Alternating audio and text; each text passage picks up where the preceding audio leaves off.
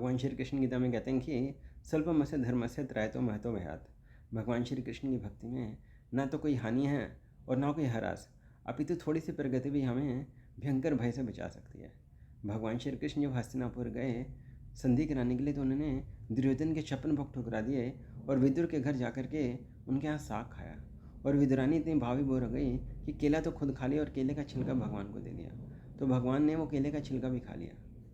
तो इसी तरह कर्माबाई के पिता भगवान की हर रोज खिचड़ी का भोग लगाते थे। एक दिन उनको घर से बाहर जाना हुआ, तो उन्होंने कर्माबाई को कहा कि आप खिचड़ी का भोग भगवान को लगाना।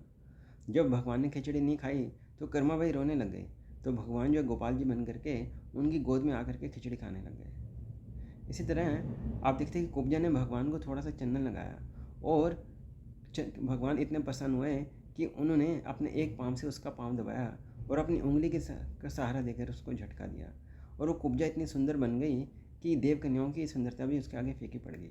उसने केवल भगवान को थोड़ा सा चंदन ही लगाया था। लक्ष्मी सहस्र शता संभ्रम सेव्य मानव। हजारों लक्ष्मी भगवान की सेवा में तत्पर रहते हैं। इसलिए भगवान को तुम्हारे पदार्थों की जरूरत नहीं है। भगवान तो भावग्राही हैं, भगवान जो पदार्थ ग्राही नहीं है। प्रेम प्रेम से बांधे जो मुझे उसका बेड़ा पार है। भगवान जो हैं प्रेम के भूखे हैं, प्रेम का भूखा हूँ मैं, प्रेम के ही बस एक सार है। प्रेम से बांधे जो मुझे उसका बेड़ा पार है।